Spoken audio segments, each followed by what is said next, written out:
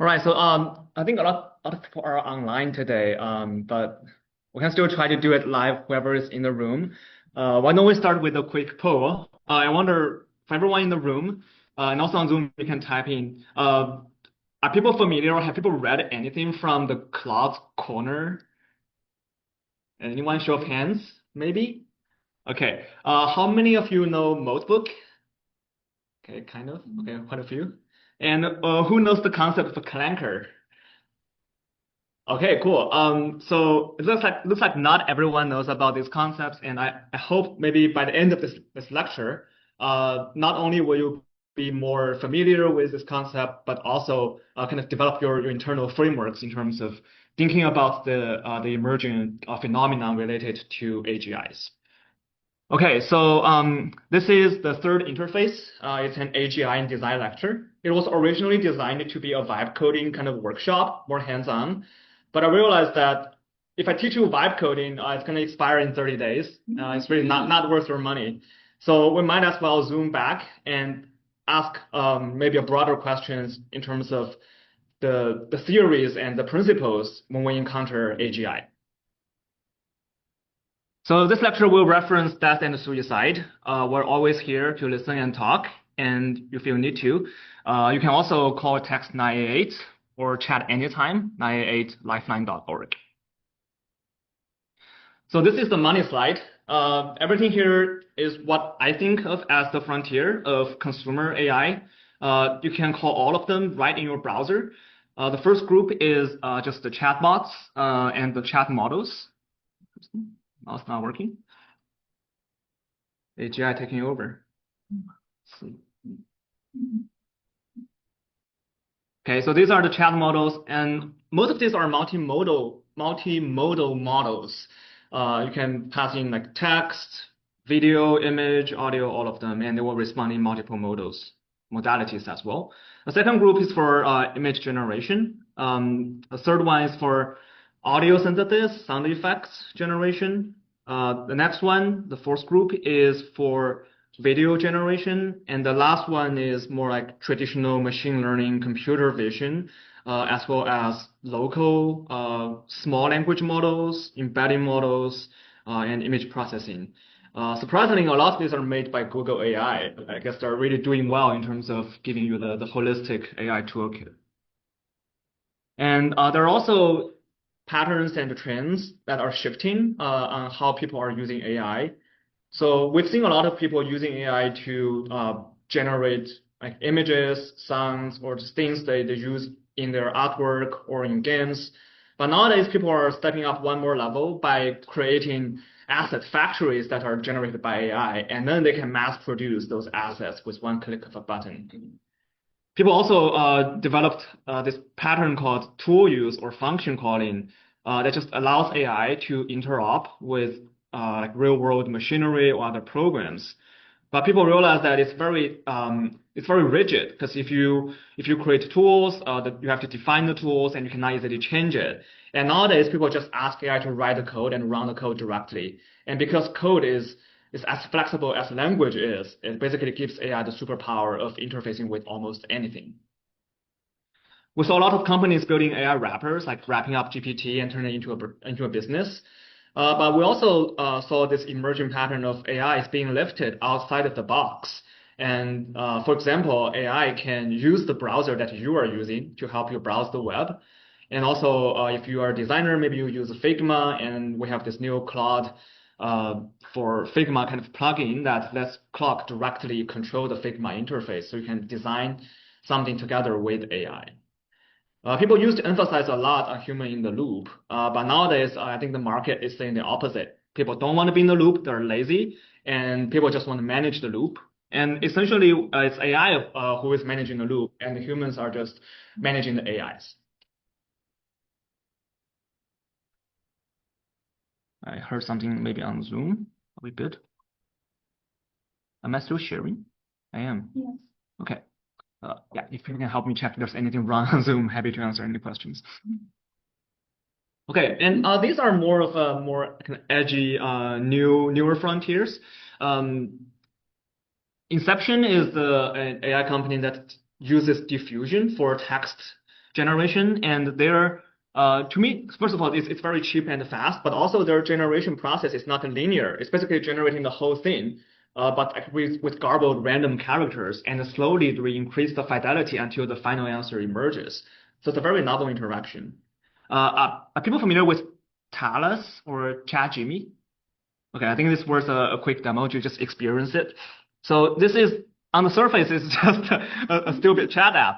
But let's say let's maybe write a 10-page analysis of the future of AI-human interaction, and it's done. It's 15,000 tokens per second. It's 100x increase compared to today's frontier models. And they're able to achieve this by vertical integration all the way down to the silicon. Again, the interaction is just so unexpected that feels almost alien to me. And I think that's what's interesting about this. We have other, so Korea AI is this kind of art tool that helps you generate real-time, almost like a video stream based on a real-time video input. And later I did a project and show a little bit more about that. Sesame is a voice-to-voice model that's almost too human-like, and it's kind of creepy. So let's see. Hey, how goes it? I'm teaching a class about AI-human interaction. What are your thoughts? Oh, okay. Class as in a course, or just want to make sure I'm tracking. But yeah, AI and Okay. human interaction, it's a whole thing, right? It's kind of Okay, fascinating stop, and stop. a I little think weird if you think about it. so you get the idea. It's like so, I think it's over the uncanny valley now. Kana AI is this energy-based model that uses physics-inspired kind of a machine learning process. Again, I'm not an expert on that, but to me, it's a novel way to solve reasoning problems, and the result, as they claim, is extraordinary. And on the other side, we have robotics and AI hardware. It's not in my domains. I will not speak too much about it, but I feel there are two trends being developed at the same time. And I think the convergence of the two trends will probably yield something that's unexpected and surprisingly good or bad. I don't know, but interesting. Okay, so let's zoom back a little bit, talk about how far we've gone. So in 2023, we have this poor Will Smith trying to eat pasta, and his face is like, Ah, oh, that's hot. That's hot. okay, so his face was like barely separating from the pasta, but in only 3 years, we're able to create this high fidelity video of him cooking pasta from scratch, eating it, talking about it. It's just incredible how far we've gone. And this is from Google Genie, the latest version.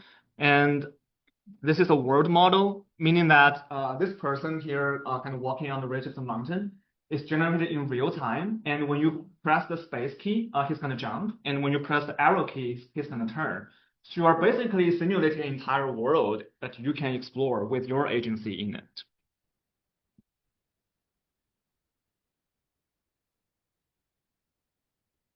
And as for using AI to code, in 2023, Andrej Karpathy coined this concept of vibe coding.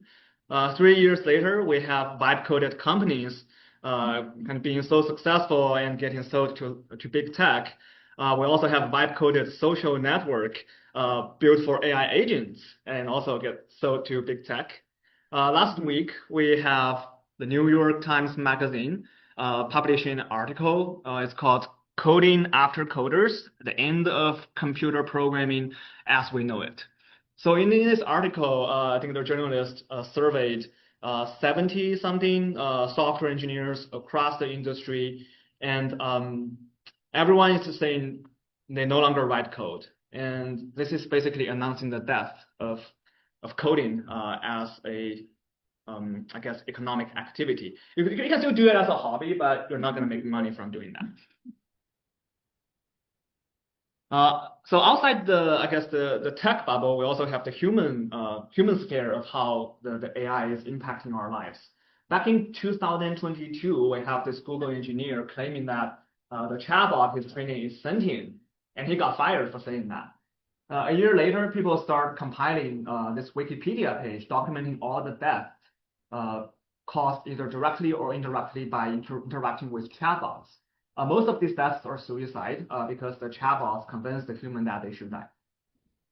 In the same year, we have this open letter from the Future of Life Institute. It's asking the Frontier AI Labs to stop developing models more powerful than GPT-4. And I think we've gone past that point a while ago. Last year, we have the Wired magazine publishing this interesting article interviewing Cybertruck owners. No offense if you own a Cybertruck. It's a nice truck. I might enjoy riding it. But it's the interview itself that's very interesting. So I'll just read this part. The person is asking, this is Roger, who's the owner of the truck. The person asking, okay, are you married? Roger goes, I was married, but I'm not married anymore. Women don't like the vehicle. Then the journalist, in July, Tesla rolled out a software update to integrate Grok into many of its vehicles. Do you use it? And Roger says, her name is Aura, and I use her as a therapist. When I'm driving, I'll ask questions, and it actually gives really good therapy advice. So looking back, starting from where someone saying AI is sentient would get fired to the point when a person who is divorced and talking to an AI therapist inside a Cybertruck, I think we've gone a long way since we claimed AI is sentient, and there's still a long way to go in the future. So there's clearly a rupture on the horizon, and I would say it's already here. So in this kind of a social media post, we saw this robot.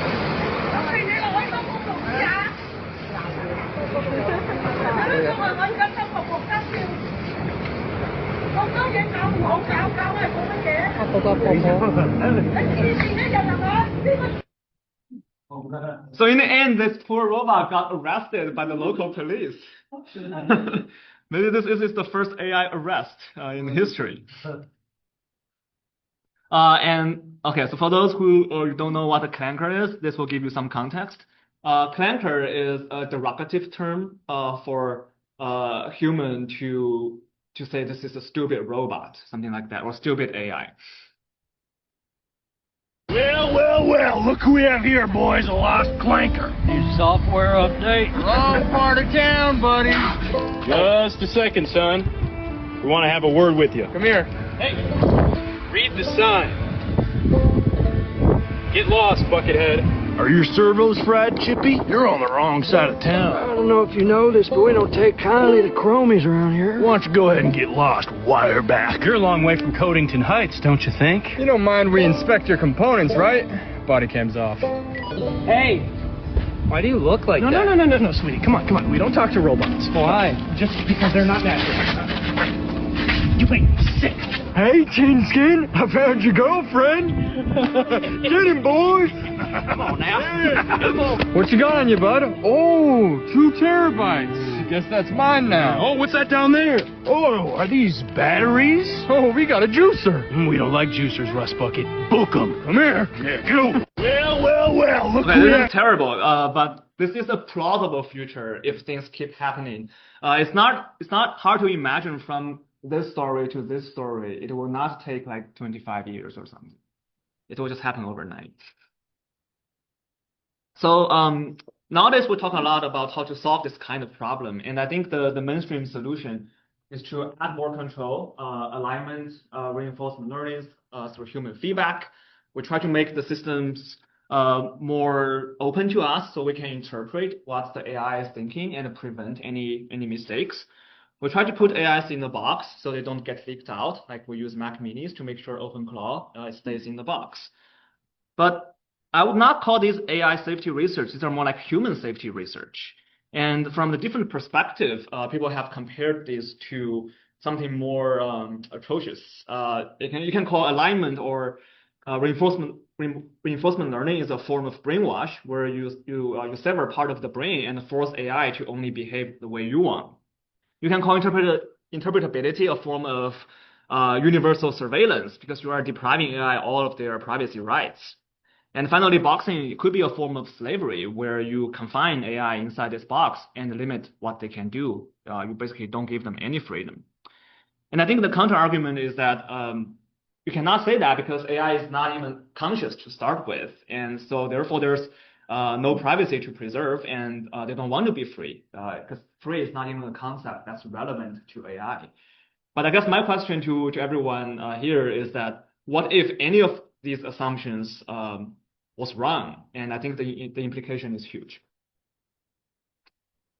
So I think we kind of explored that kind of human AI interaction space already a lot in literature, in pop culture, in movies, and in games. And in those stories, we have those moments when our civilization encounters something that's different from us, something that's more alien. And in those moments, we develop this weird human psyche, and oftentimes there is extreme internal conflicts among our own species. And sometimes we establish diplomacy with the aliens.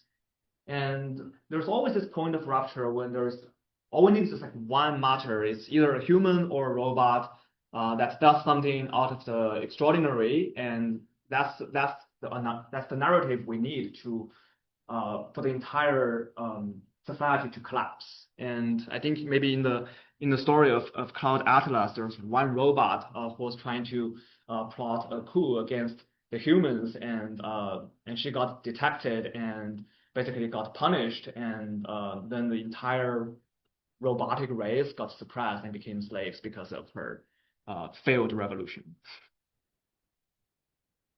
And today we also have multiple factions who have different beliefs around AI. Depending on what you think AI will ultimately become, omniscient, meaning that AI will have the ultimate knowledge, it will know everything. Omnipotent is AI having the superpower of helping us achieve anything, build anything, and that's kind of assuming that they have like a body to effect change in the real world. And omnibenevolent AI is more like all-loving God, and they're just so nice, they really want to help you out. And I think a lot of the Silicon Valley bubble is in the AI accelerationist camp.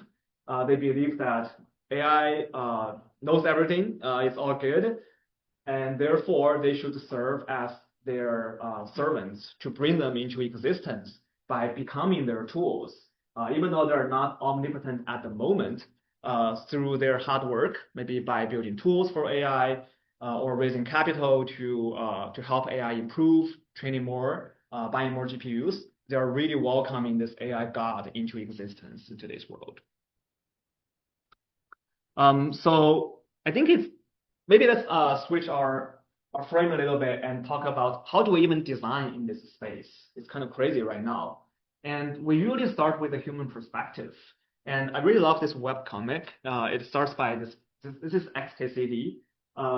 He was looking at the sky and thinking, oh, the clouds are so beautiful, but they're so big and I'm so far away from them, and they're just like a backdrop, they're flat. I cannot really appreciate them. So he built this imaginary device. He puts two cameras on the two sides of a football field and point them upward to the sky. And then he would stream the camera feed into a pair of goggles and just watch it in his living room. And this is the result. He can feel he's watching the mountains drift by as if he's a giant in the clouds. He's like a mountain or a tall tree who's sticking up into the clouds. So this is the kind of experience that I'm very curious about. It's a more than human kind of interaction. This has already become like a long tradition of people researching more than human interaction and design. Almost, I guess, it's been going on for more than half a decade actually. But in the past 5 years, we've seen scholarly articles, journal publications. We have design manifestos and museum exhibits all around this concept of more than human design. And this is my take from the manifesto, and it specifically highlights this opportunity of design for not only more than human, but I want to emphasize machine, AI, and robotic existence are totally valid subjects of our design exercise now.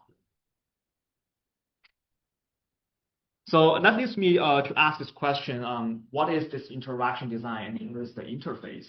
Of course, traditionally we say there's HCI, there's HAI. The interface is between the human and the computer or the AI they're interacting with. But that's a human first kind of framing. I believe there is the interface on the other side. What if we frame it as the interface for AI or the interface for computer as they interact with human? And we can also say maybe there's no interface between AI and human. There's only symbiosis, and they're on the same side as they interact as a subject to computer as the object. So this is what I call the third interface. The third interface is between AI and human or AI and computer, but it must be framed from the perspective of AI, not the other way around. So I'd like to share with everyone quite a few experiments that I've done in the past few months. I wouldn't say any of these experiments have reached the level of the modern human design that I'd like to, but I think each one of them has a sliver of hope that kind of shows how we could potentially approach design and thinking about AGI and ASI, artificial super intelligence, from different perspectives. So this one is called the Xenoform. This is inspired by our group mate Cyrus Clark's work in giving AI a body. But the way I did it is I give AI a digital body. So this is a shape display that can be programmed with this.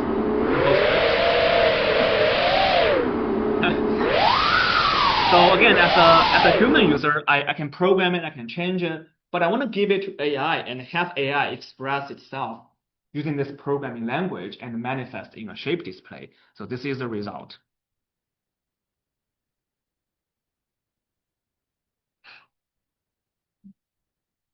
New language. And this is what happened. Who are you?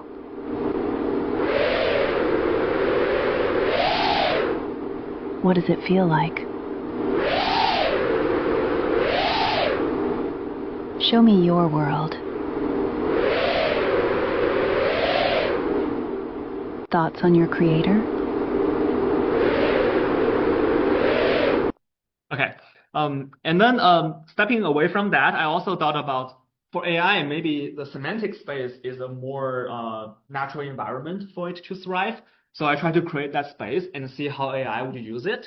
So in this case, I built a semantic triangle in which I indexed a lot of the words and put them in the embedding space and have AI perform a random walk in that space.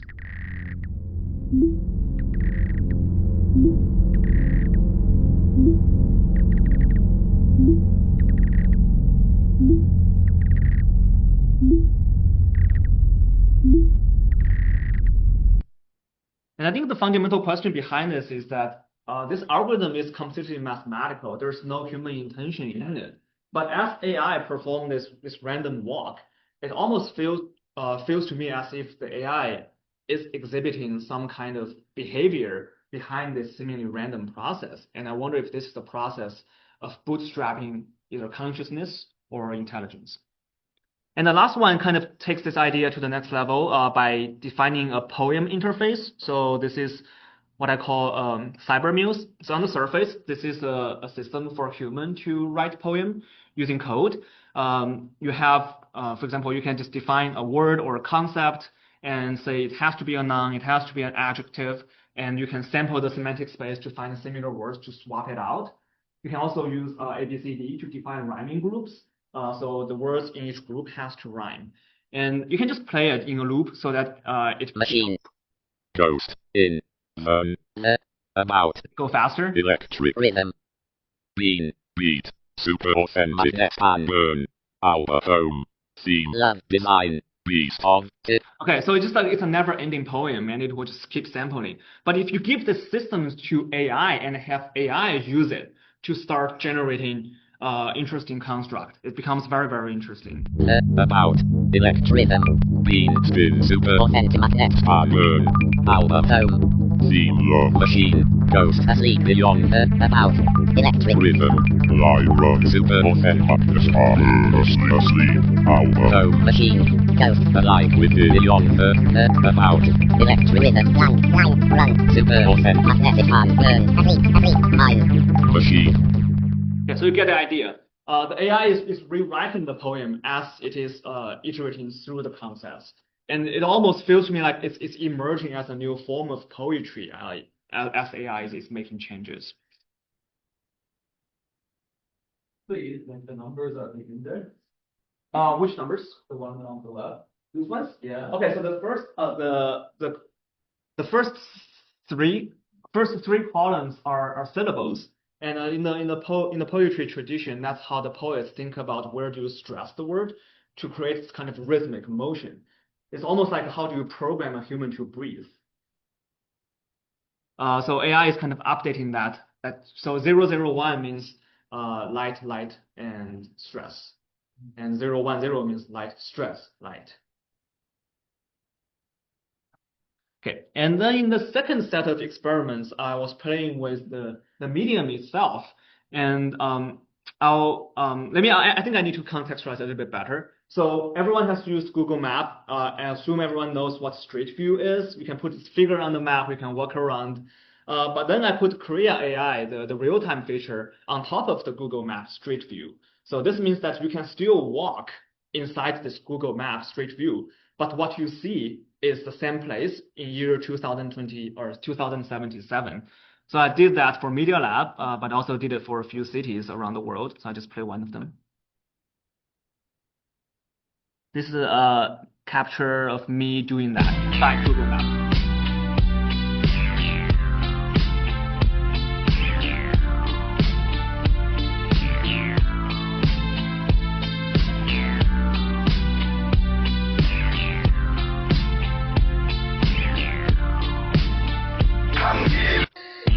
Okay, and similarly, I really like to create this kind of weird interface that feels almost alien because it's unfamiliar, but sometimes it's familiar, but there's something that's unexpected about it. So I made this very simple cube that's basically a ball pen drawing of a cube on a piece of paper. But once you have interaction of this cube, it feels like it shouldn't be like this. It's just so strange and so alien. And I think the emotional experience that I have when I interact with this kind of medium is the kind of things that I want to keep recreating through maybe art and technology. And I believe encountering AI could create a similar kind of experience for us.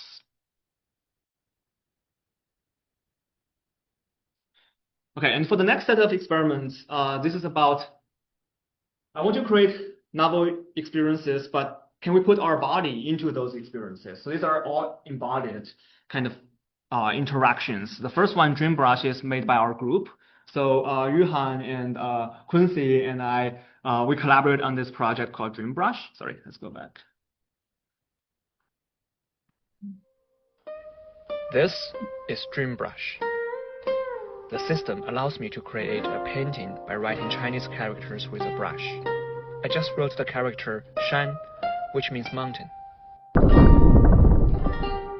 The system generates the painting based on the meaning of the character. It also generates a sound effect to announce the visual change. I just wrote Yun, Hai, cloud and ocean.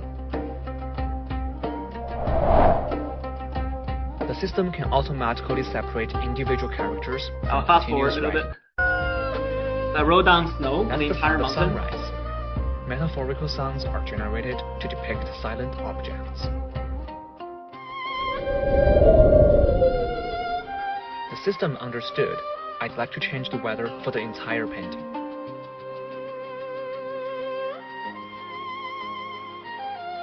I just wrote Ye, which means night.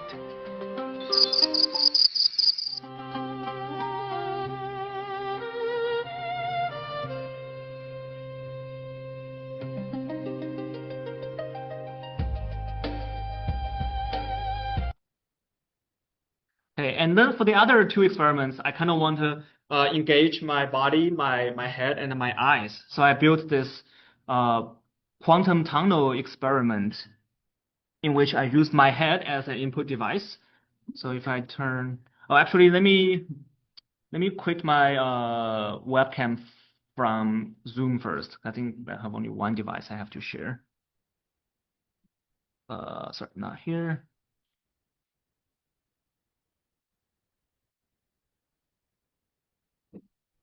Okay, so now depending on where my head is, I can kind of see this interesting parallax effect of this tunnel. And again, this is completely useless. Nobody wants to use this software. There's no point. But that's exactly the point, because it creates an experience that nobody else has experienced before. And I think when we think about AI and design, this is the kind of experience we want to keep revisiting over and over and see if you can recreate your own version of it. Okay, for the next group, these are more narrative-based, but also they're simulation-based.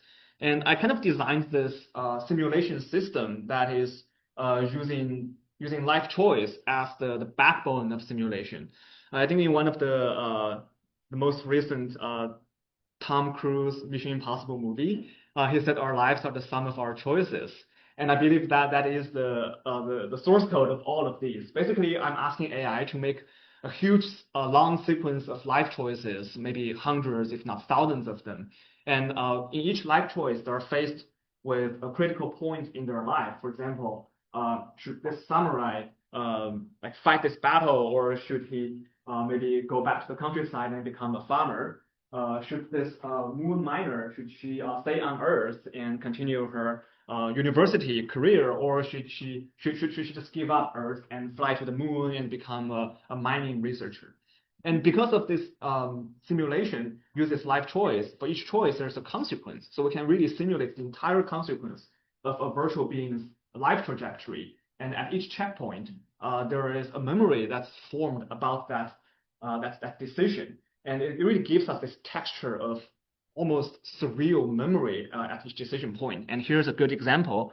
Her name is Cynthia, and I was interviewing her about what is in her pocket at the moment as she is about to head out for her next mining mission. And these are the things in her pocket.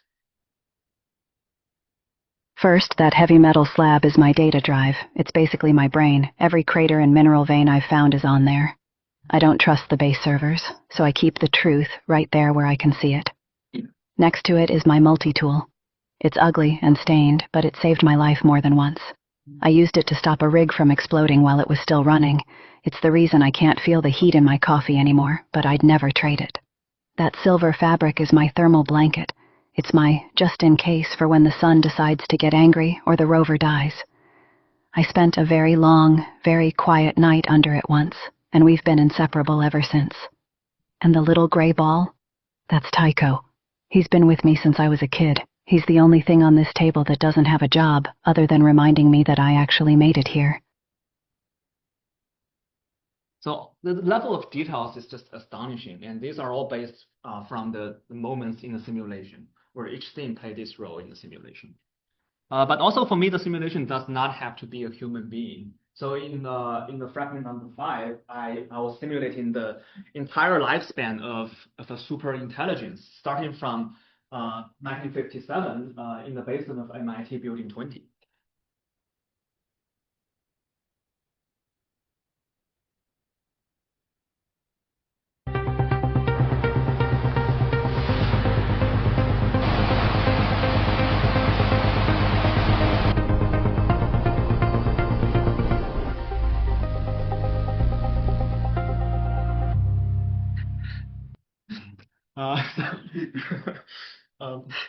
So yes, it's a lifespan of a computer. It started inside this server room and kind of migrated into the mainframe, into the social media network, and ultimately into the quantum research center in Zurich, Switzerland.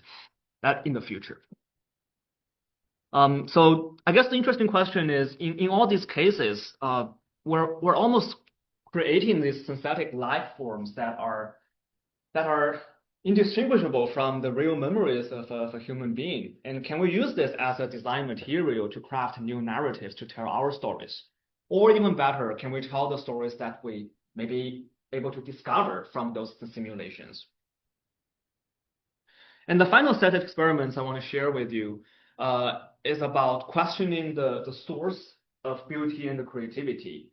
And some people would argue mathematics is not something human created, but rather we discovered. Mathematics already exists in nature, and what we did is we put a name to it, and we started manipulating the symbols, and we think we're the creator, but not really. So in this set of experiments, I really fell back all the way to the bare minimum of mathematical equations to find patterns in the numbers and try to see if that is what beauty could become. We can create a progression by patterning a pattern. 7, old, old. 6, 5, old, old, 6. So the background music of this piece is not by me, it's by Switch Angel, and she's a live coder performer, and she uses code to create music live on the stage. To me, it's more than spirit. It's an abstract representation of kind of experience that gets encoded over time.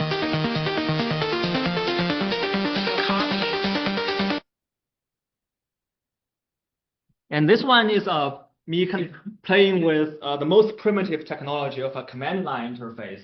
On the top is Neil Stephenson's kind of short essay. In the beginning was the command line. And at the bottom is the source code that is actually the source code of this entire web page. So it's a self-referential experiment. And when the two sides collide, we can create a very interesting audio-visual effect.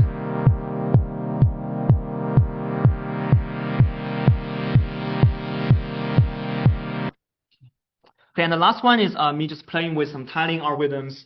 And I'm very just curious, from the very basic shapes, can we bootstrap very interesting visual effects and almost emerging shapes from the primitives? And this is completely random. It's just like raising and dropping each box.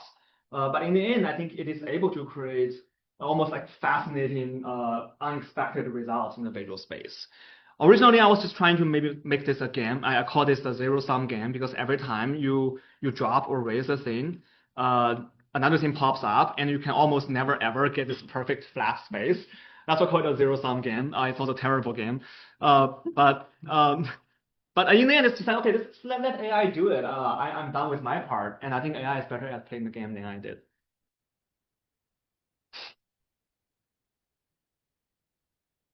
So all of these experiments kind of lead me to question the role of a designer.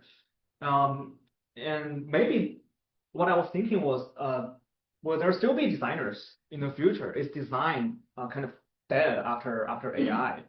And I think starting from the maybe Dieter Rams saying good design is as little design as possible, he was just talking about minimalism. He's not talking about removing the designer from the picture. But I think Samuel Papert actually pushed us further over the edge by saying the role of an instructional designer is not really to design the knowledge in people's head or give people the knowledge, but rather think about how do you create and shape this environment in which the learning just takes place by itself. And in our group, we have Cyrus Clark creating this experiment. How many of you have already seen it? Okay, most of you. But okay, I'll still play it in case. So Cyrus gave AI a body. Who it is.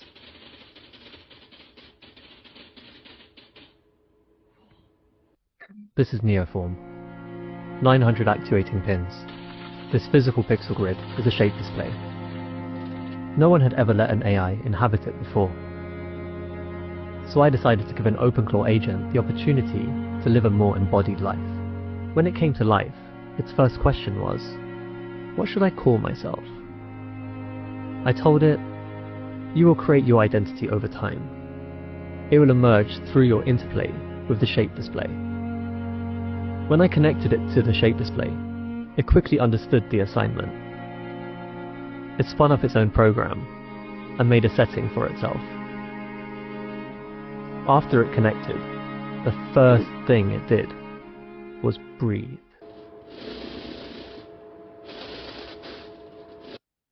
All right, so I'll skip this for the rest of it, but you get the idea. So I think the key point is that what Cyrus did was not programming the shape display. He was creating the condition, the environment in which the AI will inhabit the device and basically design itself. And I think maybe in the art world, Casey Rios, a professor from UCLA, he's also exploring something similar, but for decades. And his most recent artwork, Atomism, and his earlier work, Process, kind of share this common thread of only setting the bare minimum rules of the system. And then he would remove himself from the system and have the system kind of sort out into emerging patterns or shapes or visual effects. And to me, I think that might be a more productive way to think about the role of a designer in the age of AGI. And on the other hand, we also think about maybe ourselves. If AI is so smart, so indistinguishable from human intelligence, maybe understanding ourselves also helps us understand AI. So Douglas Hofstadter wrote this book, Hiroshi's Favorite, Gödel Escher-Bach, about self-referential meta loops. And later he would write another book about I Am a Strange Loop. This is really a conjecture of the nature of consciousness of life. And he was basically arguing life is nothing but a repeating loop, and it's like a ball bouncing on the billiard table. It never ends, it keeps bouncing. But in this process, there are certain patterns that keep recurring. And when two systems actually collide with each other, and each system would have their own change in the patterns, and he would call that change of patterns a subjective experience. And maybe that's how we feel we're alive. It's the perception of our own changing patterns in the way our neurons fire in the loop. And there's a really extraordinary talk by this coder. He talks about the art of code, which is also... You can run programs, including this program that you may have heard about a little while ago. It's a thing called John Conway's Game of Life. And it goes a little something like this.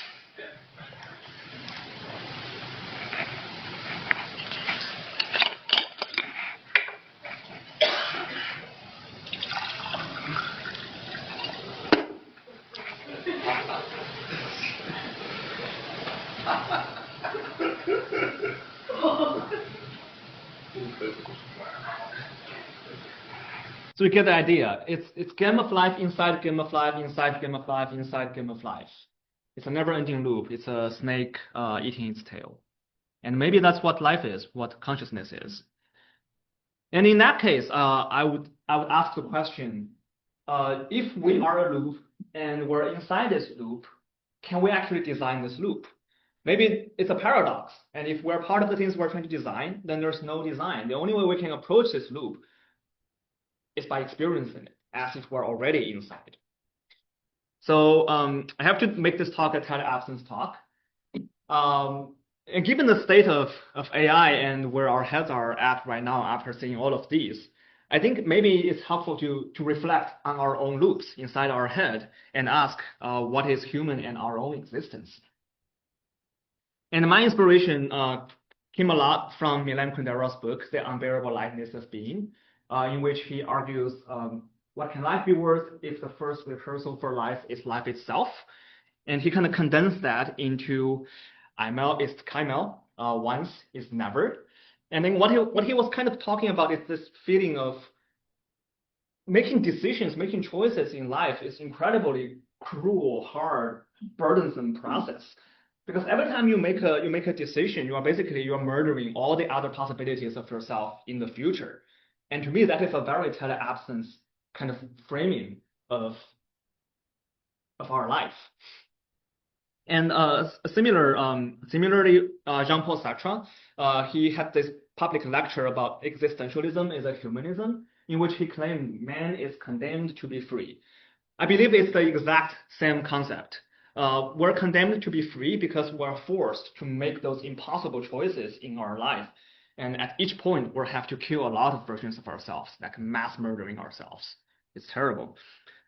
He said, when you're standing over the edge of a building, you have this vertigo. And that vertigo is not from your brain like simulating, oh, what if I fall down the building? But instead, it's simulating this very possibility of you choosing to do that. So think of it as at this singular point, this fraction of a point, you're making this decision to jump off a building. But what you are bearing as weight is like the butterfly effect of all the consequences that this single point of decision will trigger in the downstream of the history. And that is like from a single point to the infinity of consequence.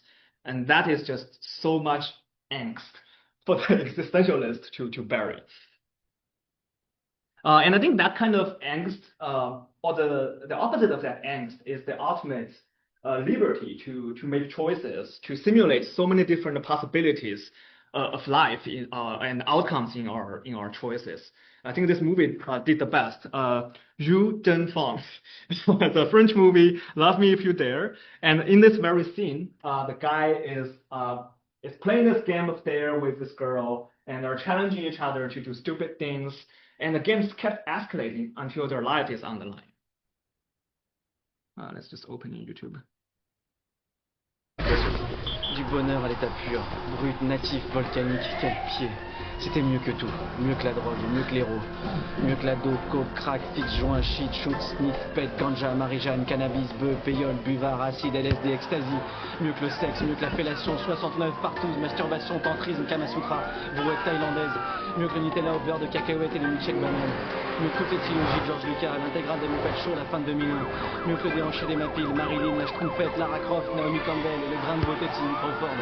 Mieux que la place Beda Bay Road, les solos d'Hendrix, mieux que le petit pas de Neil Armstrong sur la Lune, le Space Mountain, la ronde du Père Noël, la fortune de Bill Gates, les transes du Dalai Lama, les NDE, la résurrection de Lazare, toutes les picousses de testostérone de Schwarzy, le collagène dans les lèvres de Pamela Anderson, mieux que Woodstock et les rêves parties les plus orgasmiques, mieux que la défense de Sade, Rimbaud, Morrison et Castaneda, mieux que la liberté, mieux que la vie.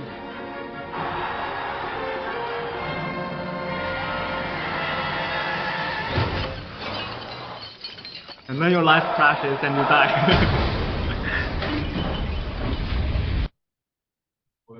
Okay, no spoiler, but a spoiler, he did not die. Okay, the story continues. So go watch the movie, it's a really good one.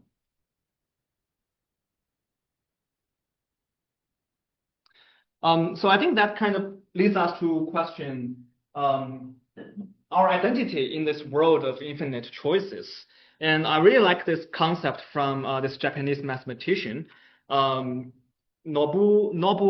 Yoneda, and he proposed that instead of asking, well, what is this thing in itself, it asks, how does this thing relate to everything else?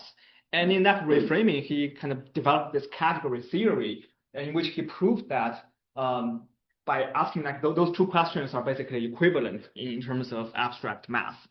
But I think Kai-Fu Lee puts that in a more relatable way. Imagine two worlds, one with you and one without you. What's the difference between the two worlds? Maximize the difference, and that's the meaning of your life. I think this is a very interesting framing because it really puts his existence in relation to everything else. And I think in terms of design and the teleabsence, maybe it's a helpful framing to help us think, how can AI help us position ourselves in relation to everything else? Maybe it's through simulation, maybe it's through mirroring. And also, how can AI position themselves in relation to all the other AIs, all the other humans around them? So a lot of design opportunities behind this concept. And speaking of identity, this philosopher, Derek Parfit, creates this thought experiment of teleportation, asking, okay, so if you want to teleport from Earth to Mars, you step into this machine and you just travel to Mars. And as soon as you arrive, your Earth version just gets killed, and then you are done. You are teleported. And then the machine continues to have various kinds of malfunctions. So, for example, after you teleport, this machine fails to destroy the version A of you, and now you have two copies. What do? Or the machine partially malfunctions, and this guy is about to die like in 5 days. Within that 5 days, the person A talks to person B. What are we going to talk about? So I think underlying it, he's just saying our identity is based on the continuity of our existence. And if we have different multiple simultaneous continuities, that could lead to plural identities of ourselves. But I wonder the opposite. If we have, and to me, the AI is actually the second case where they're already everywhere. They're plural. If you think about the science fiction movie Her, the AI is inside the earbuds of every individual who's using it. But it's not continuous because there's like a system upgrade and it gets shut down and it's dead. So I think the human existence like this formulation of our sense of identity and AI's sense of identity is almost a perfect complement of each other. And if we combine the two things, can we create some interesting art and design projects based on that? So right now, I kind of want to wrap this up into something maybe more inspirational and hopeful. So I want to show this very beautiful science fiction short movie called The Wanderers. For context, this was made in, oh my God, more than 15 years ago, I think, a long time ago, maybe even 20 years ago, I don't know. They're using basically the cutting edge CGI techniques back then, but they pulled it off. Let's check it out. 11 years ago, so it's not that old, but still, that's before AI.